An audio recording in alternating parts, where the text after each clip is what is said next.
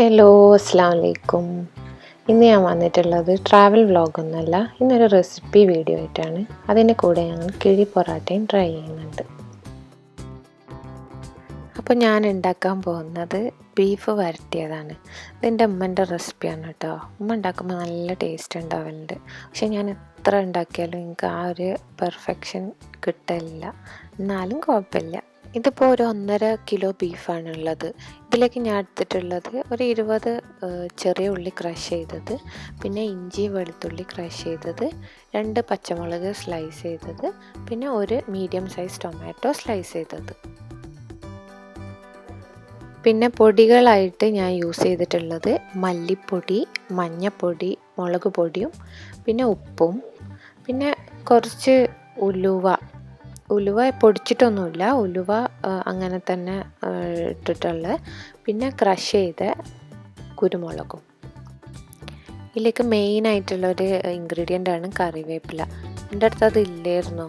പിന്നെ ഞങ്ങൾക്ക് ഇവിടെ അത്ര ഈസി ആയിട്ട് അത് കിട്ടില്ല, അതുകൊണ്ട് ഞാനത് ആഡ് ചെയ്തിട്ടില്ല. നിങ്ങൾ എന്തായാലും ആഡ് ചെയ്യുക.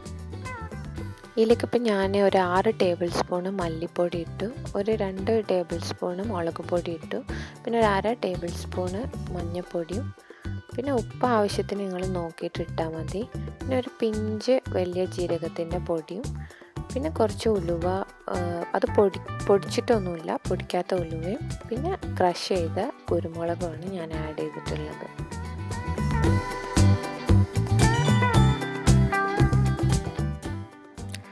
ഇതിൽ കുറച്ച് വെളിച്ചെണ്ണയും കൂടെ ആഡ് ചെയ്തിട്ട് കൈയായിട്ട് നല്ലോണം കുഴച്ച് മിക്സ് ചെയ്യുക. നല്ലോണം മിക്സാക്കിയതിന് ശേഷം ഇതൊരു മീഡിയം ഫ്ലെയിമിലിട്ടിട്ട് ഒരു 20 മിനിറ്റ് നന്നായിട്ട് വേവിക്കുക. വിസിലിടാതെ വേണം കേട്ടോ വേവിക്കാൻ. കുക്കർ അടച്ച് വെച്ച് വേവിച്ചാൽ മതി, വിസിലിടരുത്. പിന്നെ വെള്ളമൊന്നും ഞാൻ ആഡ് ചെയ്തിട്ടില്ല ഇതിലേക്ക്.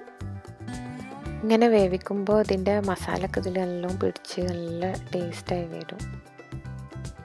ഒരു 20 മിനിറ്റ് ഇങ്ങനെ വേവിച്ചിട്ട് പിന്നെ വിസിലിട്ട് കൊടുക്കുക. ഒരു 4-5 വിസിൽ വന്നതിന് ശേഷം ഓഫ് ചെയ്യുക.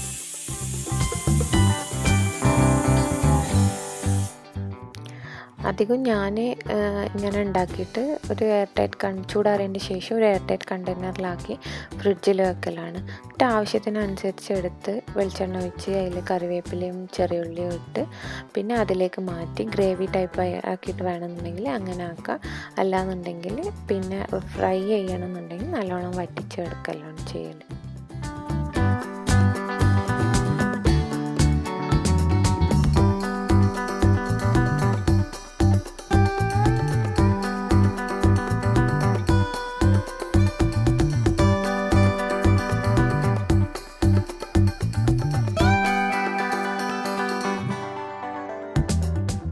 ബീഫൊക്കെ ഇപ്പോൾ ഓൾമോസ്റ്റ് റെഡിയായി വന്നിട്ടുണ്ട്.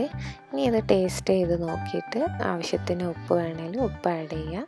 പിന്നെ എരിവ് വേണമെങ്കിൽ പെപ്പർ ഒന്നുകൂടെ ആഡ് ചെയ്ത് കൊടുക്കുക. പിന്നെ ഇതിൽ കറിവേപ്പിലേൻ്റെ കുറവ് നന്നായിട്ടുണ്ട്, അപ്പോൾ ഞാൻ ഇതിൽ മല്ലിയില ഇട്ടിട്ടാണ് അഡ്ജസ്റ്റ് ചെയ്തത്.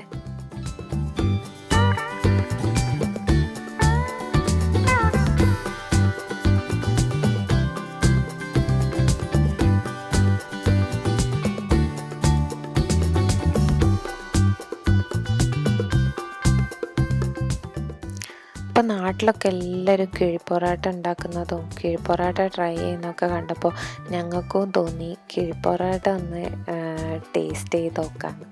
അപ്പം ഞങ്ങൾക്ക് ഇവിടെ ഫ്രോസൺ ആയിട്ടുള്ള പൊറോട്ടയാണ് കിട്ടുക. അപ്പോൾ അത് വെച്ചിട്ടാണ് ഞങ്ങൾ കിഴിപ്പൊറാട്ട ട്രൈ ചെയ്തത്.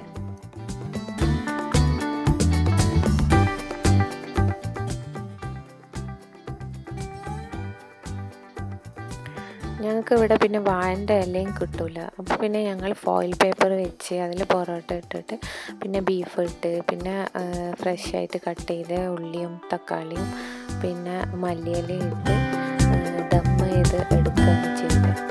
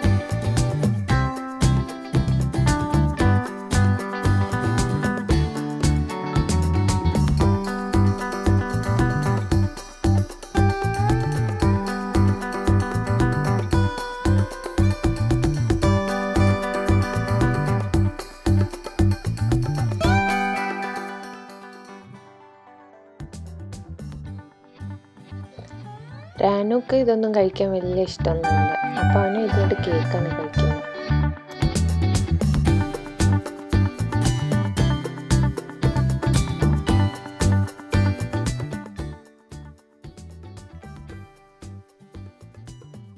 നല്ല ചൂടുള്ള കട്ടൻ ചായയും കിഴി പൊറാട്ടയും റെഡി ആയിട്ടുണ്ട്. നമുക്ക് ടേസ്റ്റ് ചെയ്ത്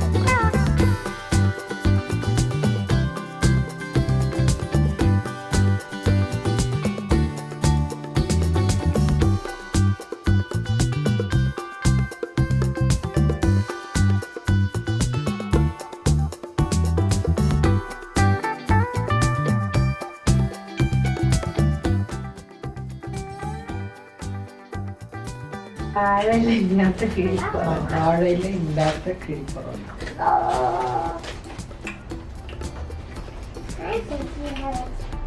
വേണോ?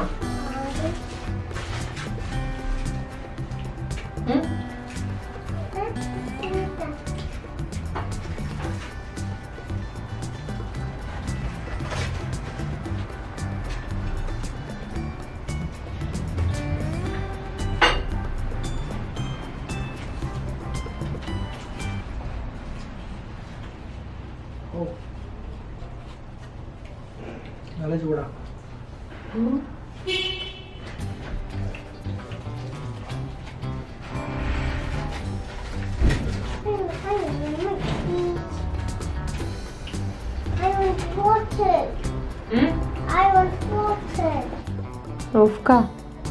അപ്പൊ എങ്ങനെയുണ്ട് കിഴി പൊറോട്ട?